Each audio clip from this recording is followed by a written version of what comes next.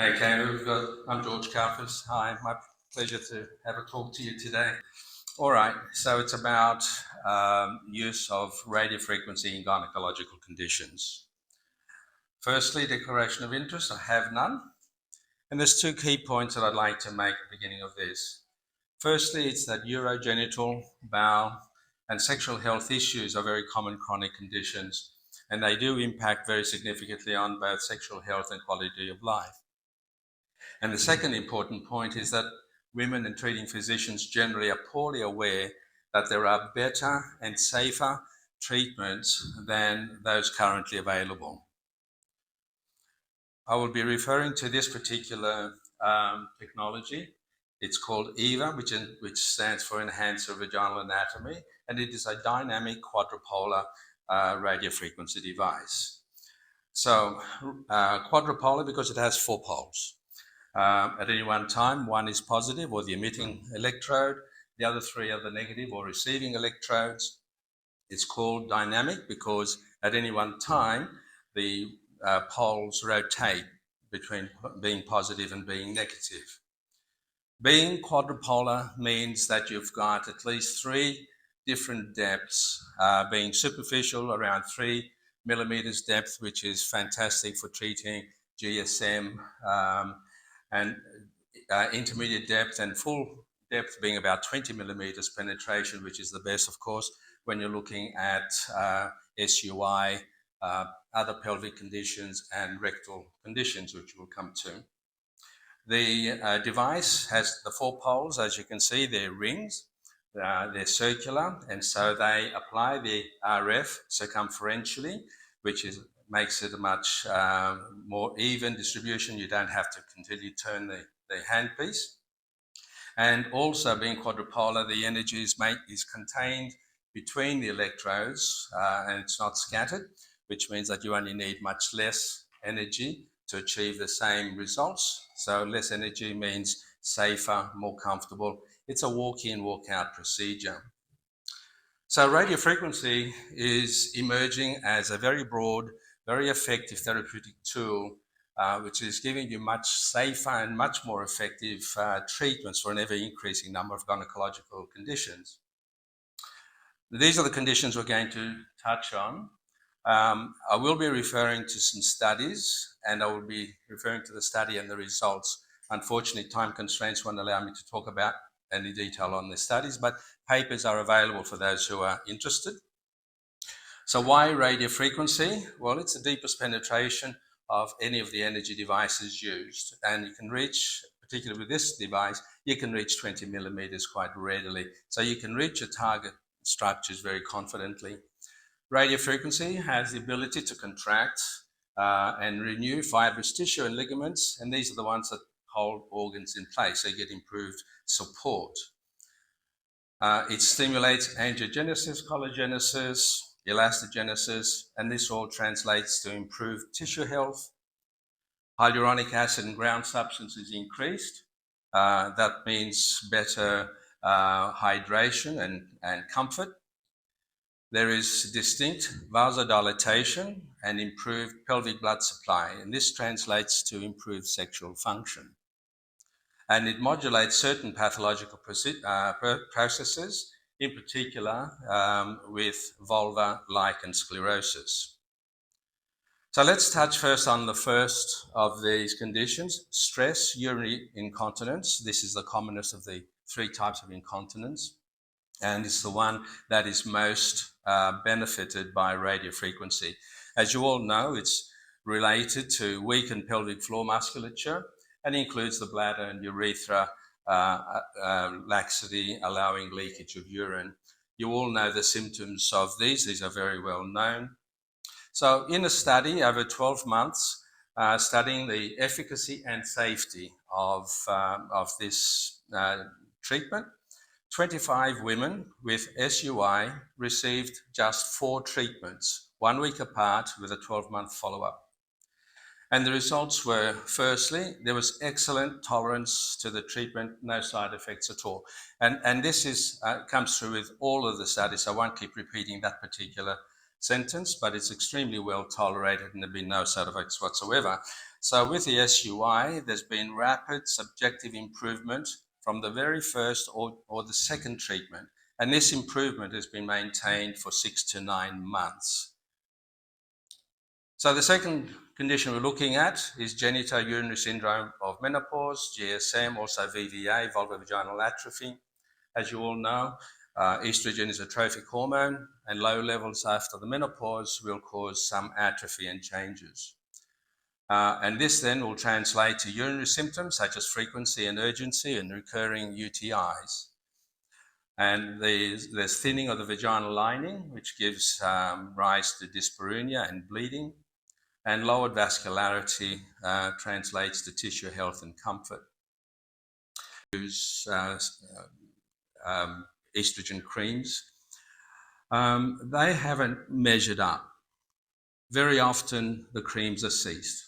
And the reasons are that the route of administration may be unpleasant to some ladies, uncomfortable to others, lack of efficacy. Some symptoms may be improved, other symptoms are not. And significantly, a fear of hormonal side effects, particularly for postmenopausal women.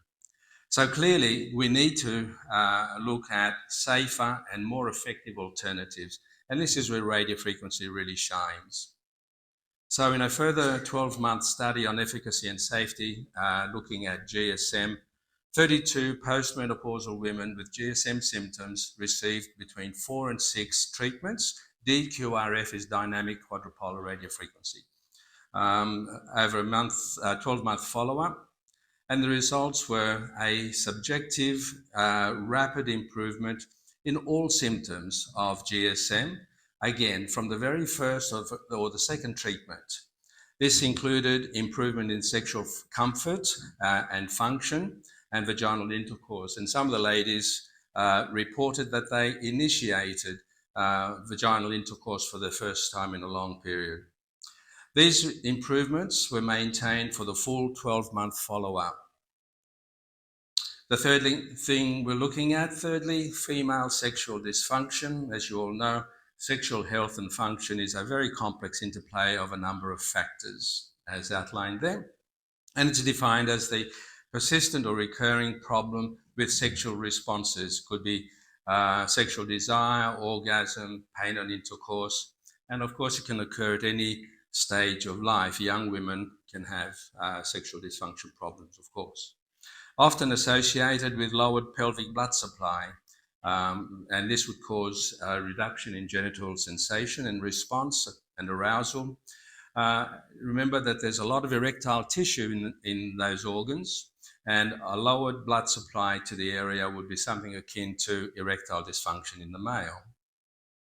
So in another 12-month study on female sexual dysfunction, 25 premenopausal women with unsatisfactory sexual relationships received just 4 treatments, 7 days apart, 12-month follow-up. And results were, again, a rapid subjective improvement in all symptoms of sexual dysfunction. And this improvement was maintained for at least 6 to 9 months. Okay, next one is it's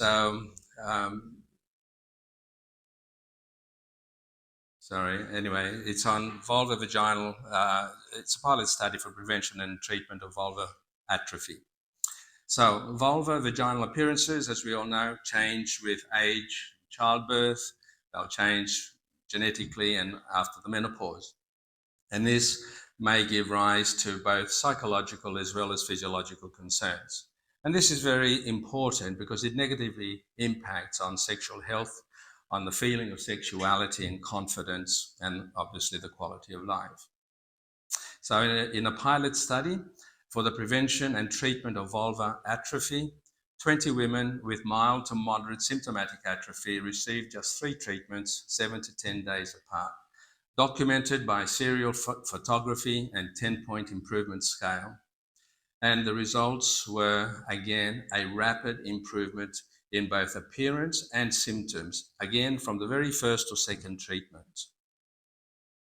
Fifthly, we're looking at bowel or fecal incontinence, and this is the inability to completely control bowel movements. It affects 1 in 10 adult women, and the leading cause is obstetric trauma to the anal sphincter complex and the pudendal nerves. However, interestingly, some 15% of complainants have never had a vaginal delivery. They've only delivered by caesarean section. So it's obviously more than just the vaginal delivery route. It does manifest some years later, usually over the age of 50, and it may range from just an occasional leakage to significant loss. Now, treatments are currently inadequate, and they involve diet, pelvic floor training, exercises, and these do very little. So clearly, again, we need safe and much more effective alternatives to this. And once again, radiofrequency comes through beautifully. So in a study of fecal incontinence, 25 women from young to older, 18 had vaginal births, 7 had only caesarean births. They received 5 to 7 treatments, depending on the severity of the symptoms, and the results were significant. 60% of the ladies reported complete fecal incontinence control, and the remainder experienced only an occasional loss, and only one lady complained or reported that it interfered with her quality of life. All the others were greatly improved, and very significantly, not one needed to continue wearing incontinence protection. Sixthly, vulvar lichen sclerosis. This is a very significant condition. We all know it's a chronic inflammatory dermatosis. It affects the vulva and the anus, and it is a chronic T-cell mediated autoimmune skin condition. It affects approximately 1 in 60 to 70 women, not a great number, but the symptoms are greatly distressing. Intense pruritus, burning, pain on intercourse or avoidance of intercourse, difficulty with orgasming, dysuria and other urinary symptoms.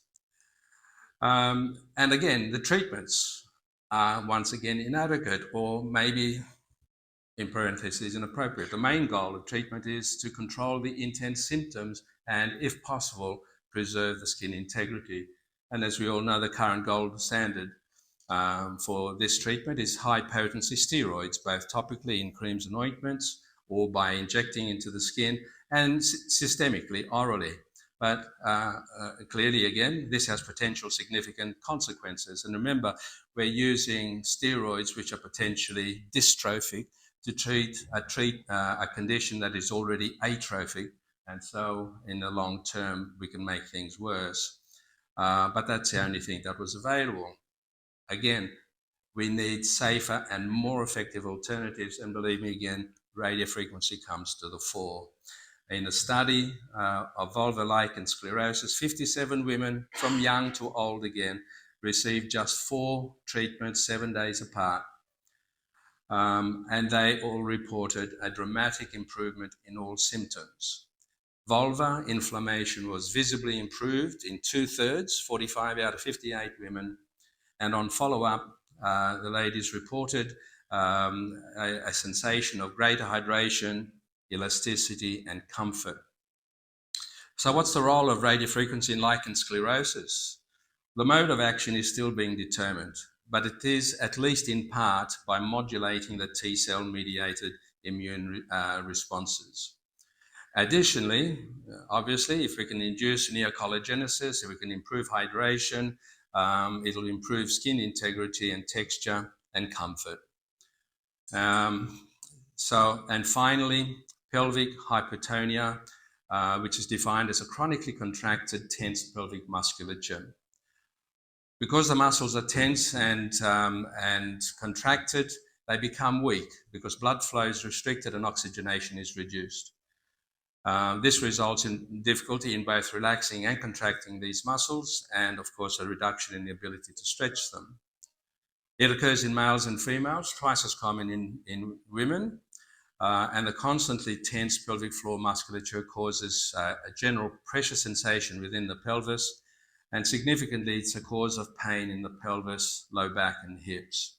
And there are associated urinary and bowel symptoms and sexual dysfunctions also.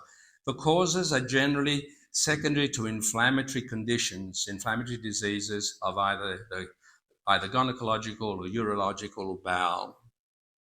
And treatments, again, inadequate. They're directed at relaxing pelvic musculature, so we can use drugs like diazepam and baclofen being muscle relaxants, or you can do non-drug treatments such as pelvic floor and general relaxation exercises and trying to stretching pelvic floor musculature. Good luck.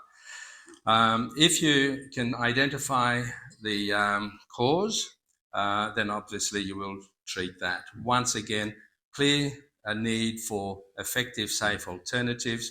And finally, this is a study in pelvic hypertonia, 20 women and 11 men, 2 to 1, 5 to 10 treatments depending on severity. And the results were that at the end of the cycle, 3/4 of the subjects reported improved voluntary muscle relaxation and contraction, no constipation, no obstruction to defecation.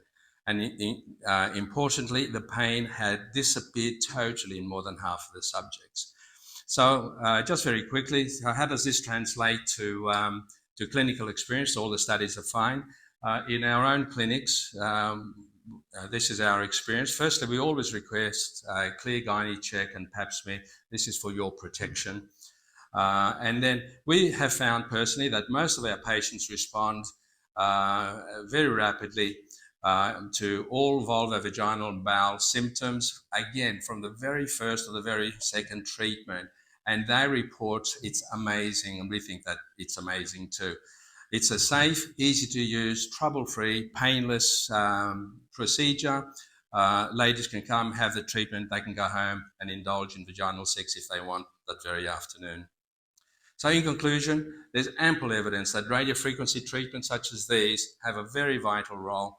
They will provide more effective and safer treatments than currently available for so many issues here. And increasing, there's currently a study for male sexual health, and that is for a non-bacterial prostatic prostatitis. So thank you once again for your attention.